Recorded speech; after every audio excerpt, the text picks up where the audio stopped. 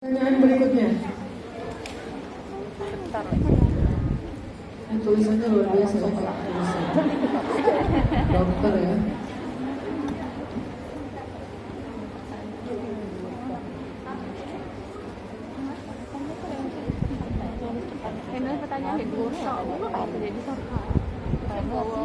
Bagaimana dengan perempuan yang sudah bercerai secara hukum tapi belum pernah ada kata talak dari suaminya?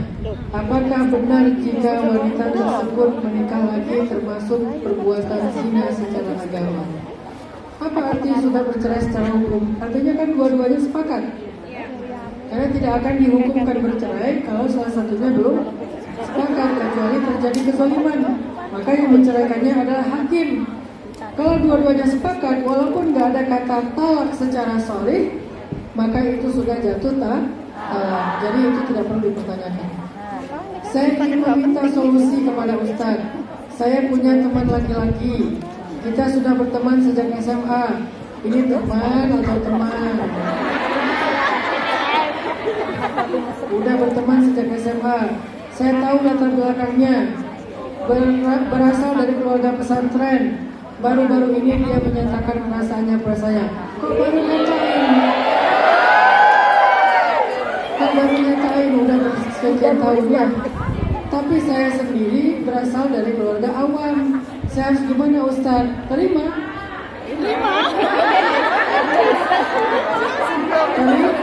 Terima. Kalau datang kepadamu laki-laki yang baik akhlaknya dan baik agamanya, maka permudahlah. Kalau kita ngerasa nggak pantas, maka pantaskan. Kalau kita ngerasa belum bisa ngaji, belajar ngaji. Jangan hanya gara-gara ngerasa nggak pede, insecure, kita menolak rezeki. Apakah ketika suami meminta cerai dalam keadaan emosi bisa dibilang talak? Sekarang saya nanya, ada nggak orang yang talak dalam keadaan emosi?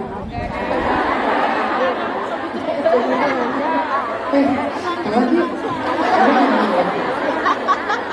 Di mana-mana yang namanya talak itu pasti lagi emosi. Jadi emosi yang tidak dihitung talak itu adalah marah yang sampai kehilangan akal. Kalau tidak kehilangan akal, kalau kita tanya ini berapa? 2, salah, berarti dia hilang akal. Padahal sah. Kalau dia masih bisa berhitung, dia masih waras, dia masih sadar, berarti dia belum kehilangan akal. Maka jatuh talaknya. Karena tidak ada orang yang talak karena lagi happy. Aku sayang banget sama kamu, aku talak ya. Tidak ada orang yang begitu ya. Yang namanya talak itu pasti lagi marah.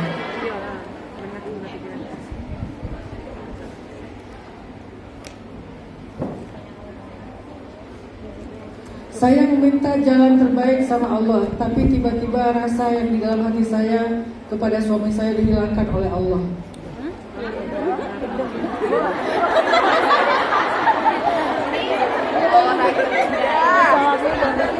Cuman saya nggak mau bercerai Ustaz, saya ingin bertahan karena anak. Ini maunya apa sih?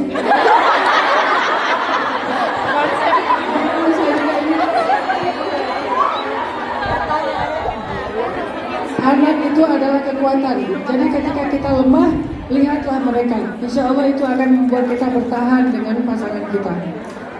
Kalau kita lagi lemah, lihatlah mereka. Insya Allah akan bertahan. Ketahuilah sesungguhnya perceraian adalah perbuatan yang paling disukai oleh iblis. Perceraian adalah kemenangan besarnya syaitan. Kecuali perceraian yang darurat. Maka kalau kita bisa bertahan, bertahanlah. Kalau nggak ada perasaan, minimal kita bertahan karena iman. Nanti Allah yang akan mengilhamkan rasa cinta setelahnya. Gimana caranya biar tetap tenang ketika terus-menerus ditanya kapan nikah? Tahu caranya gimana? Blok. Biar nggak nikah, biar nggak nikah. Gak usah diomong. Itu pertanyaan yang orang Indonesia itu suka basa-basi. Kapan nikah? Udah punya anak belum? Tinggal di mana? Kerja apa? Sekolah di mana?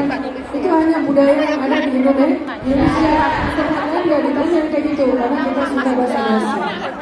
Jadi basa-basi tidak harus dijawab. Ustaz, dosa nggak kalau kita lebih mendahulukan urusan dunia daripada akhirat? Contoh, kita nggak berinfak. Oh, ini yang tadi nanya sih. Padahal ada uang, tapi lebih mementingkan urusan pribadi. Bagaimana Ustaz?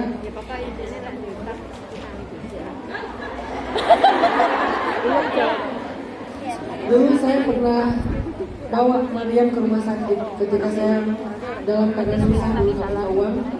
Mariam sakit, terus saya bawa ke rumah sakit, ditolak karena saya nggak punya uang deposit. Dia lagi sakit keras, harus dirawat di UGD, tapi di rumah sakit dia ditolak gara-gara saya nggak bisa bayar deposit. Uang saya cuma 100.000, depositnya 3 juta. Akhirnya pulang saya dengan mengenang air mata, saya kecewa banget. Akhirnya uang 100.000 itu saya bagi 2, 50.000 saya beli obat di apotek hanya untuk menghilangkan panas, dan 50.000 lagi saya pakai sedekah. Alhamdulillah dengan sedekah itu kemudian besoknya berangsur-angsur Mariam sembuh. Gara-gara ditolak di rumah sakit, maka biaya kesembuhan Mariam cuma 100.000. Apa pelajarannya? Kalau kita punya hajat urusan dunia, maka tunaikanlah dulu hajat orang lain. Allah yang akan menunaikan hajat-hajat kita. Ustaz, bagaimana caranya melupakan masa lalu?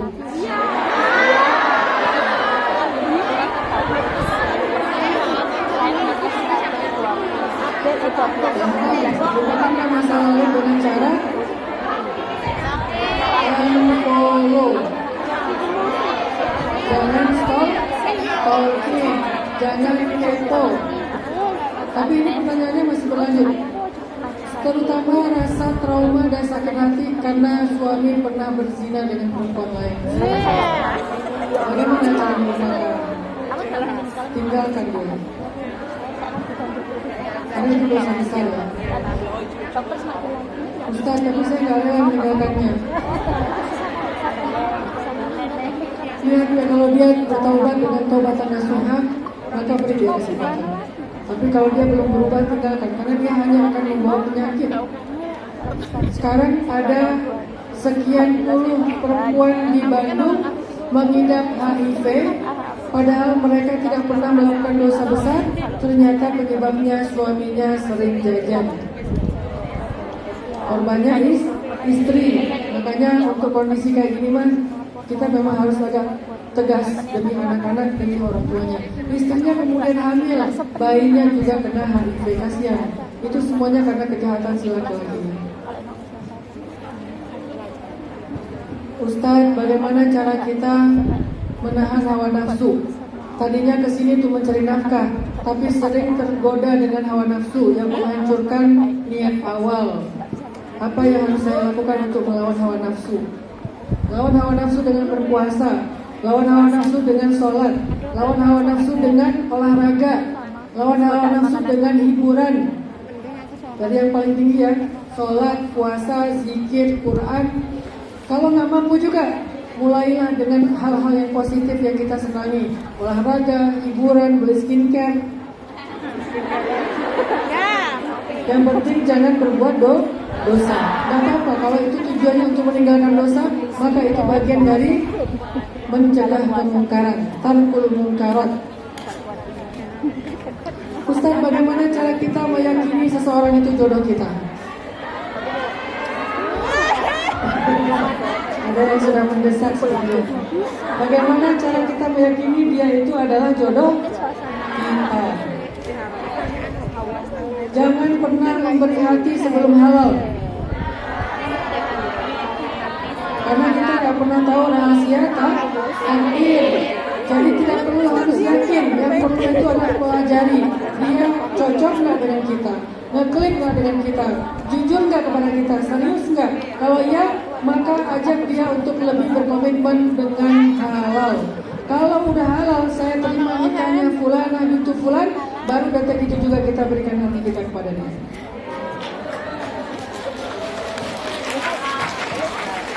Apa hukumnya seorang yang muslim yang sudah murtad kemudian kembali lagi kepada Islam? Apakah amal ibadahnya diterima? Ya diterima, karena dia udah balik, alhamdulillah. Yang mana ya? Sekali ya. Semuanya berpasti. Ustaz, pertanyaan saya sebagai manusia biasa.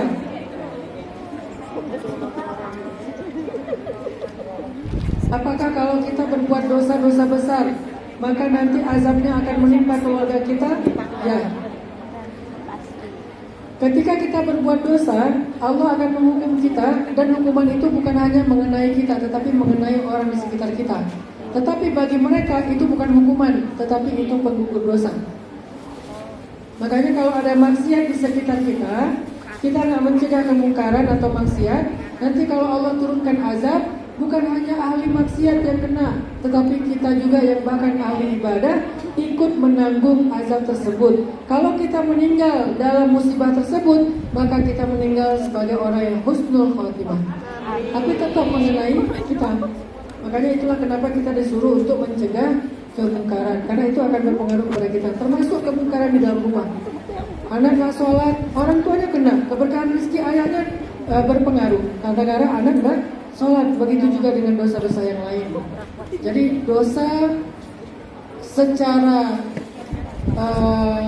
perbuatan maksiat, secara dosa hanya ditanggung oleh yang berbuat maksiat, tetapi dampak dari perbuatan itu bisa ditanggung bahkan oleh orang yang ada sekitarnya. Pak Ustadz, saya mau tanya, apakah berdosa meninggalkan suami di rumah demi membantu kedua orang tua? Tergantung.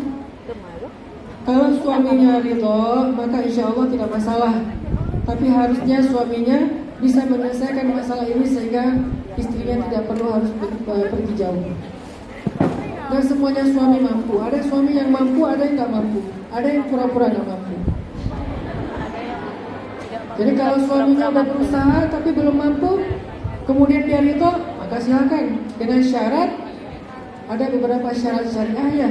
Di antaranya adalah dia percaya bahwa kita nggak sendiri. Dia kenal, misalnya di sini siapa orang tua kalian, Bunda Nuris misalnya. Maka dia menitipkan kalian pada Bunda Nuris. Bunda nitipin istri saya, Bunda nitipin adik saya, Bunda nitipin anak saya. Terus Bunda Nuris yang mendapatkan amanah itu bikin taklim untuk menjaga supaya kita selalu semangat beribadah. Maka kalau seperti itu insya Allah aman. Tapi kalau kalian pergi ke luar negeri, nggak punya komunitas, nggak kenal siapa-siapa, nggak bergaul, nggak ikut dalam taklim, maka itu sangat tidak aman, bahaya. Saya mau tanya Ustaz, saya sudah menikah, apakah nanti harus membangun nikah? Apa ini? Kalau nanti bertemu kembali, terima kasih.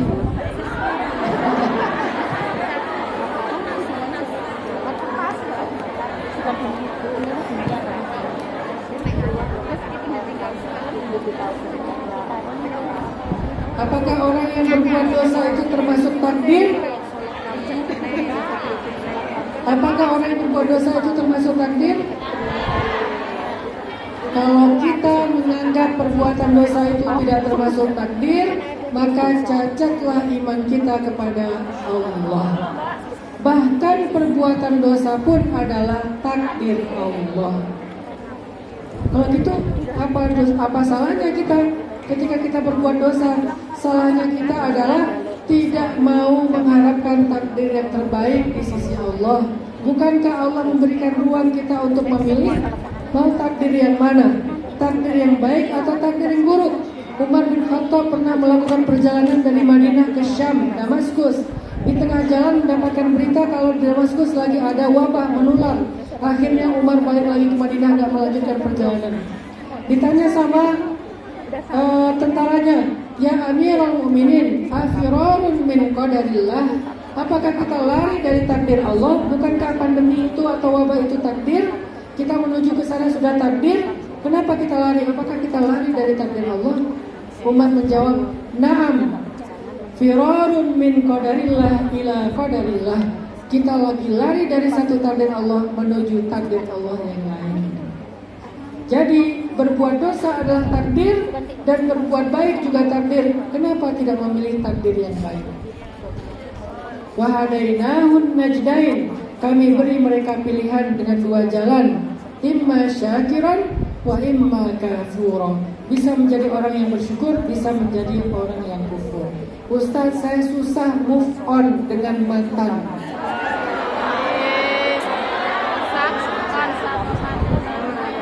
Tetapi mantan saya sudah menikah.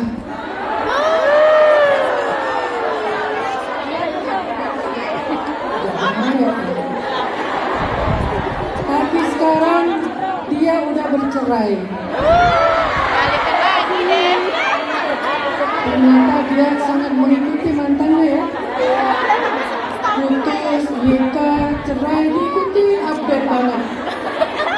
Ustaz, saya nggak bisa move on dari mantan, tapi mantan saya udah menikah dan sekarang dia udah bercerai. Apakah dia bisa menjadi jodoh saya? Kembalikan dia kepada aku walaupun sudah tidak utuh. Ustaz, saya seorang single mom. Saya jarang sekali dikasih komunikasi dengan anak saya. Jadi saya ingin memutuskan untuk mengambil dan merawat anak saya untuk pulang ke Indonesia. Tetapi bapak saya masih berharap sama saya untuk kerja di sini. Karena saya anak pertama, tulang punggung adik saya yang 3. Yang saya mau tanyakan saya dahulukan anak saya atau bapak saya? Anak. Kenapa anak? Karena bapak kita justru harusnya bertanggung jawab kepada kita. Kalau bapaknya udah uzur, bagaimana Ustaz? Pulang ke Indonesia, rawat anak, semoga Allah beri jalan lain untuk bisa menafkahi ayah dan adik-adik. Amin. Kalau kondisinya kayak gini anak, karena anak itu jangan biarkan kita punya hutang pengasuhan kepada anak, itu susah dibayarnya. Dan anak itu adalah investasi masa depan kita. Jangan biarkan investasi itu rusak karena kondisi seperti ini. Kecuali kondisi normal, anak kita baik-baik saja, suami kita orang yang insya Allah amanah. Tapi kalau kondisinya kayak gini, wah. Maaf, saya mau nanya, kalau laki-laki kan boleh menikah lebih dari satu. Apa mau jawaban?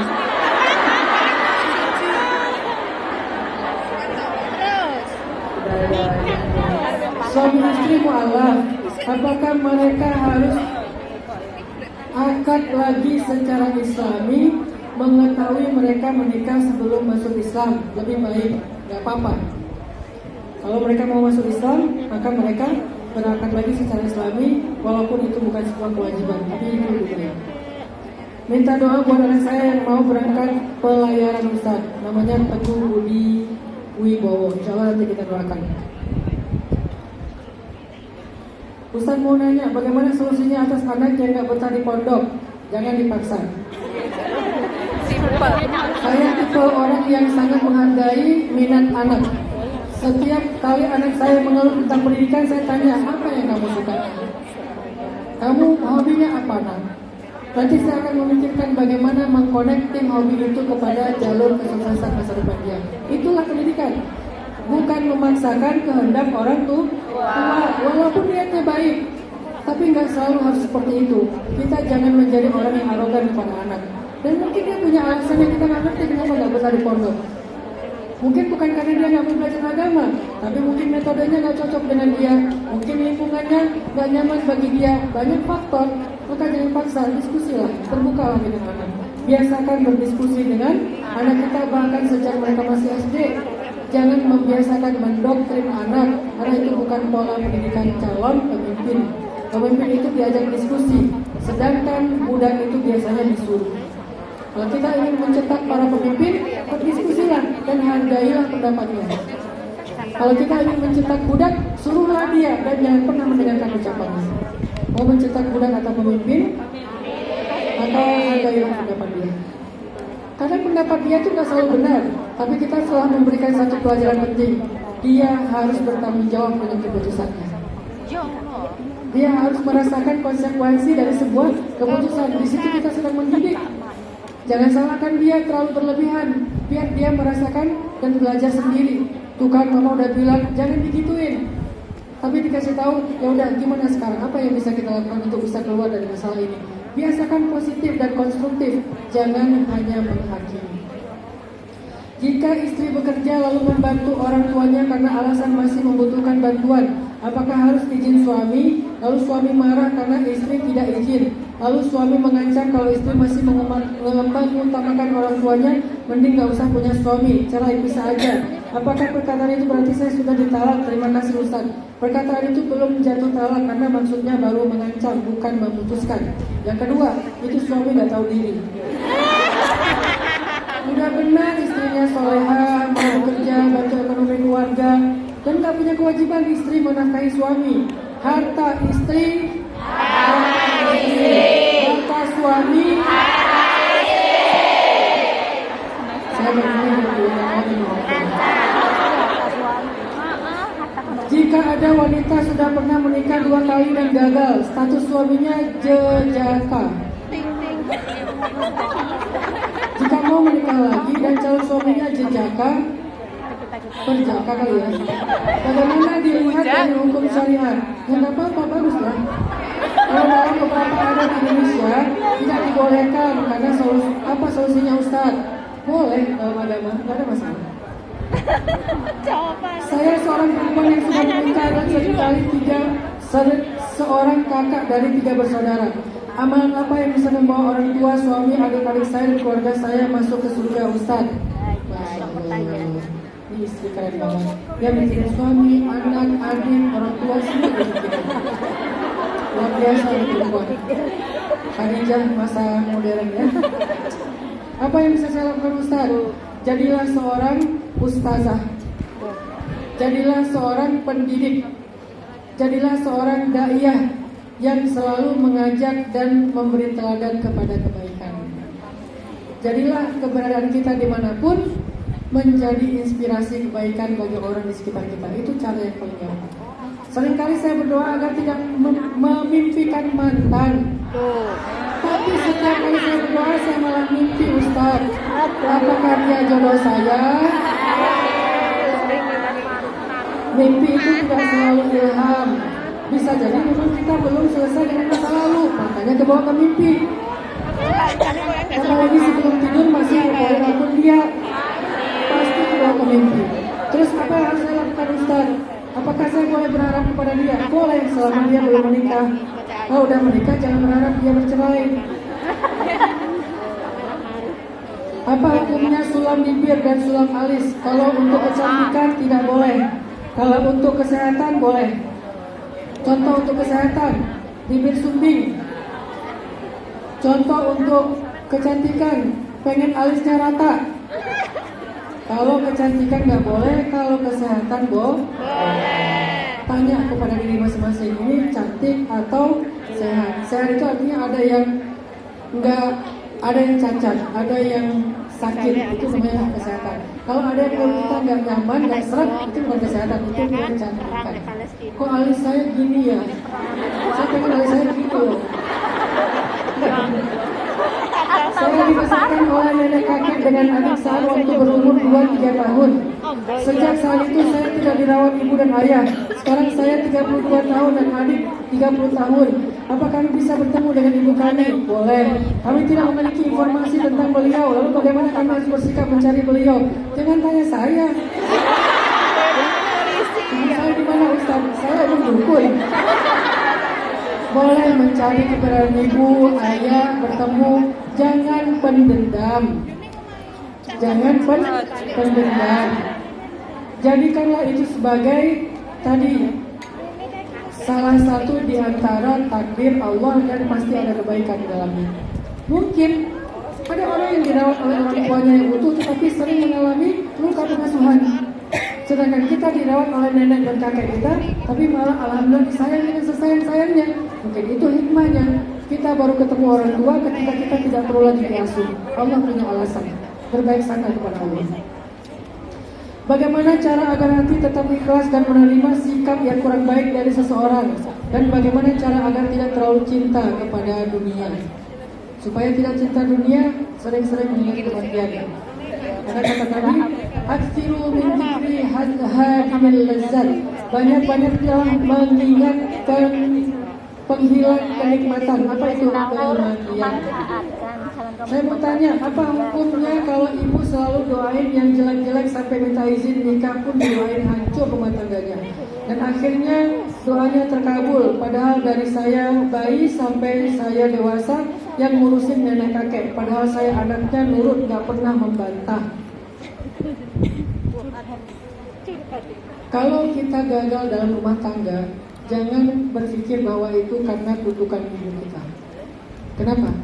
Selain anak itu bisa durhaka kepada orang tua, ternyata ada juga orang tua yang bisa durhaka kepada anak.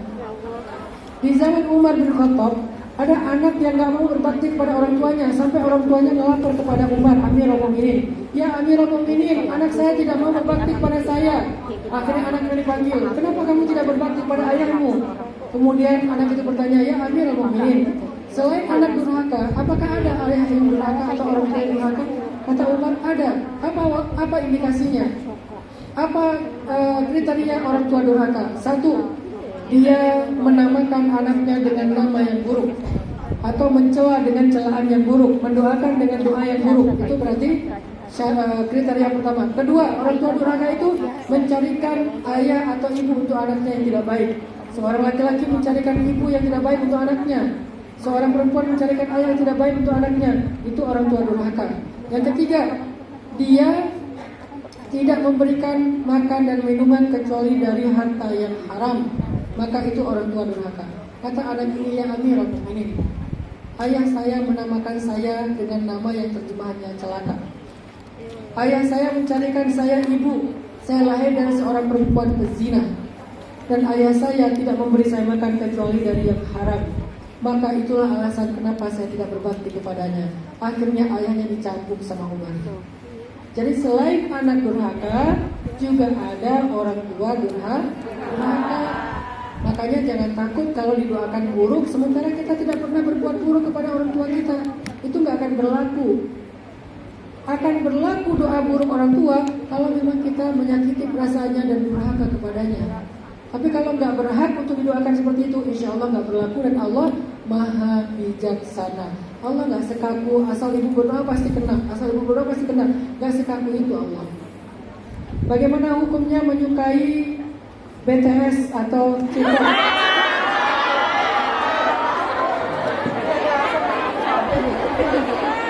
Boleh dengan syarat tidak lebih daripada kita mengidolakan Rasulullah, para sahabat, orang salih.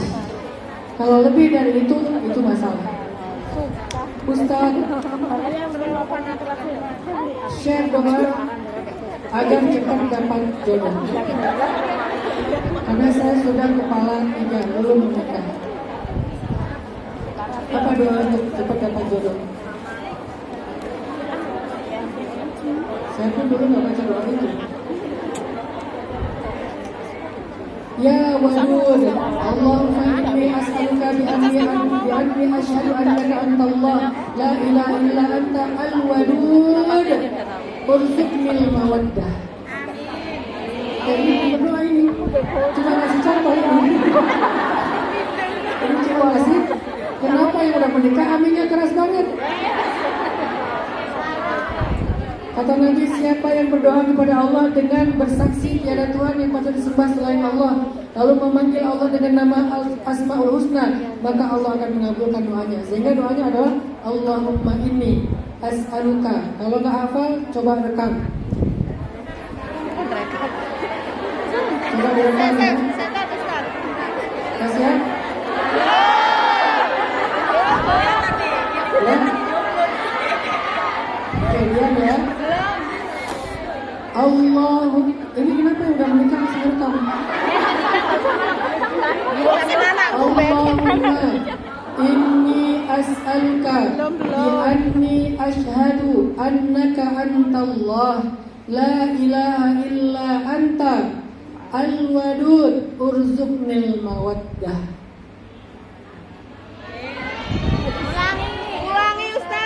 Artinya, ya Allah, sesungguhnya aku meminta kepadamu bahwasanya aku bersaksi tiada Tuhan yang patut disembah selain Engkau. Engkau adalah Al-Wadud yang maha cinta, maka berikanlah aku cinta. Amin. Asmaul Husna, dan itu dari kata mawaddah. Cukup sekali ya. Nanti pas lagi Valentine saya ulangi. Saya kira cukup ya. Bisa bantu.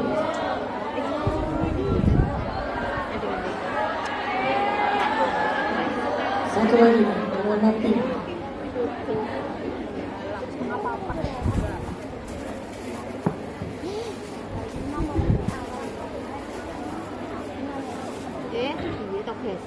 Apa ini? Ustaz pernikahan. Coba baca.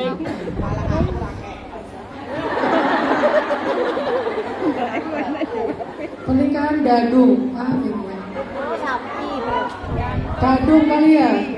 Ustaz, pernikahan kadung atau pelintir dalam silsilah keluarga.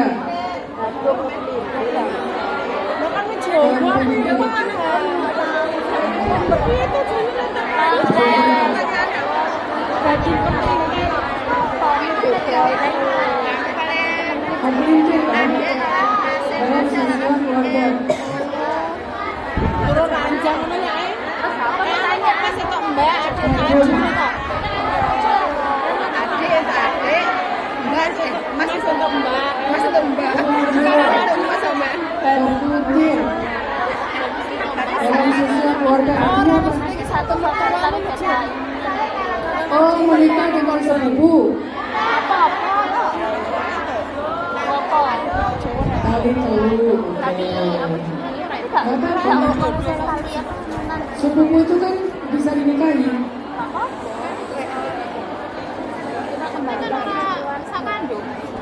Ya, ada batasnya tapi kan tapi. orang bisa tuh kan maksudnya Nanti tanya aja kalau itu mesin saja. Hutang suami saya sangat banyak Ustaz. Semoga segera bisa terlunasi. Saya sangat terzalimi. Rumah saya digadaikan suami saya. Saya selalu bersabar. Ini berusaha mau menebus. Parahnya sekarang rumah saya yang digadaikan perlu direnovasi. Mohon doanya Ustaz agar saya bisa mendapatkan kemudahan. Amin. Mohon gak usah dibaca pakai mikrofon.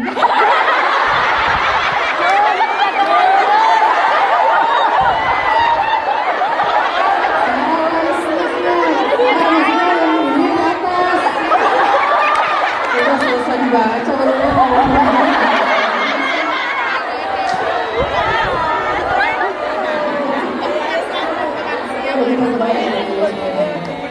semoga semua yang hadir di sini menjadi ahli surga. Semoga yang dimudahkan dalam setiap amanah dan pekerjaannya. Semoga keluarga-keluarga yang ada di Indonesia Allah jaga dengan penjagaan terbaik. Anak-anaknya dijadikan anak yang solih-solihah. Suami-suaminya dijaga tetap amanah dan mencintai kita. Orang tuanya dirawat oleh Allah SWT. Semoga semuanya akan berkumpul dengan keluarga dalam keadaan terbaik insya Allah. Dan semoga semuanya diundang Allah menjadi tamu Allah ke tanah suci. Khusus buat Mas Teguh Budi Wibowo, semoga dimudahkan pelayarannya. A'udzu billahi minasy syaithanir rajim. Bismillahirrahmanirrahim. Allahumma lakal hamdu kullu wa lakal syukru kullu wa ilaika yurja'ul amru kullu sirruhu wa alaniyatuhu fa ahlun anta an tuhmad wa ahlun anta an tu'bad la ilaha illa anta الأحد الصمد لم يلد ولم يولد ولم يكن له كفوا أحد اللهم صل على سيدنا محمد وعلى آله وأصحابه وسلم. Wahai Allah, ampunkanlah dosa-dosa kami ya Allah. Seandainya Engkau tidak memaafkan kesalahan dan dosa kami takut dosa itu akan menjadi malapetaka bagi kami, menjadi malapetaka dalam rumah tangga kami, menjadi malapetaka dalam kehidupan kami di dunia bahkan di akhirat. Jangan biarkan dosa-dosa itu menjadi musibah bagi kami ya Allah. Maafkan kami ya Allah, ampunilah kami ya Allah, kami takut kepadamu ya Allah. Tidak ada keburukan dalam hidup yang kami rasakan kecuali penyebabnya adalah dosa. Tidak ada musibah yang menimpa kami kecuali penyebabnya adalah maksiat. Tidak ada kesusahan, gelisah, keluh kesah dalam hidup kami, kesempitan dalam hidup kami kecuali disebabkan oleh dosa-dosa. Maka kami memohon ampun dan maaf kepadamu ya Allah. Siapa lagi yang bisa mengampuni dosa selain Engkau? Ampuni kami ya Allah, maafkan kami ya Allah. Kami adalah hamba-hambamu para pendosa yang kotor, yang hina, yang penuh dengan aib dan cela. Kami bukan manusia suci ya Allah. Masa lalu kami kelam, masa lalu kami buruk, tetapi kami ingin memperbaiki diri ya Allah. Bimbinglah kami, tuntunlah hati kami. Jangan biarkan kami larut terus-menerus dalam dosa sampai akhir hayat kami. Kami takut mati dalam keadaan su'il khotimah ya Allah. Ya Allah, bantu kami dalam proses taubat dan hijrah kami. Ya Allah, kami jauh dari keluarga kami. Kami jauh dari orang-orang yang kami cintai, pasangan kami, anak-anak kami, orang tua kami, saudara kami. Kami jauh dari mereka semua ya Allah. Tidak ada yang menjauhkan kami kecuali sebuah perjuangan ya Allah. Berjuang untuk mencari nafkah yang halal, rezeki yang halal. Maka mudahkanlah ya Allah. Jadikanlah setiap jengkal tanah yang kami jalani menjadi kemudahan dan kedekatan kami ke surga-Mu ya Allah. Ya Allah, jika kami melintasi benua, melintasi lautan, melintasi pulau demi pulau, jauh merantau untuk mencari rezeki yang halal, maka dekatkan kami kepadamu dan kepada surga-Mu ya Allah. Ya Allah, mudahkanlah segala urusan kami. Ya Allah, mudahkanlah segala urusan keluarga kami. Ya Allah, sampaikanlah salam kami kepada keluarga kami. Jadikanlah mereka selalu mengingat kami dalam kebaikan, mengingat kami dalam doa. Jangan biarkan mereka jauh dari Engkau ya Allah. Kami titipkan anak-anak kami kepadamu ya Allah. Engkau sebaik-baik penjaga. Kami titipkan keluarga kami kepadamu ya Allah. Engkau sebaik-baik yang menjaga. Kami titipkan suami kami kepadamu, istri kami kepadamu, pasangan kami kepadamu ya Allah. Engkau sebaik-baik penjaga. Ya Allah, kami tidak mampu untuk selalu menjaga mereka. Seringkali ketika anak kami sedang sedih, sedang menangis, sedang terluka, sedang membutuhkan kami tidak ada di sana ya Allah. Maka gantilah posisi kami dengan kasih sayang-Mu ya Allah. Engkau lebih baik dalam menyayangi mereka daripada kami ya Allah. Mungkin kami bisa mengusap kepala mereka ketika kami dekat, tapi saat ini kami hanya bisa menelpon mereka ya Allah. Kami hanya bisa mengirim pesan kepada mereka ya Allah. Kadang-kadang tidak cocok waktunya sehingga kami tidak berhasil menghubungi mereka ya Allah. Tetapi Engkau selalu ada untuk mereka. Engkau membersamai mereka dimanapun mereka berada. Sayangilah mereka ya Allah dengan sayang-Mu yang lebih baik dan lebih besar daripada sayang kami. Kami titipkan keluarga kami kepadamu ya Allah. Ya Allah, mudahkanlah urusan kami agar kami cepat bisa kembali kepada mereka. Karena tidak ada yang lebih sempurna daripada keutuhan rumah tangga dan keluarga. Ya Allah, ini bukan pilihan kami. Kami tidak senang untuk bisa sampai di sini ya Allah. Tetapi ini adalah sebuah tuntutan, sebuah kebutuhan. Maka cukupkanlah kebutuhan kami ya Allah. Ya Allah, datangkanlah kepada kami orang-orang yang soleh. Datangkanlah untuk kami pasangan-pasangan hidup yang soleh, solehah, yang akan bertanggung jawab, yang bisa merawat dan menjaga kami, dan bisa mengambil tanggung jawab kami ya Allah. Ya Allah, jagalah kami dalam perantauan, jauhkan kami dari godaan syaitan, jauhkan kami dari fitnah. Jadikanlah kami perempuan multazimah, perempuan mutadayyinah, perempuan istiqamah seperti Sayyidah Khadijah dan Fatimah. Rabbana atina fid dunya hasanah wa fil akhirati hasanah wa qina adzabannar. Allahumma taqabbal du'ana bi salawatina li Rasulillah wa qira'atina al-Fatihah.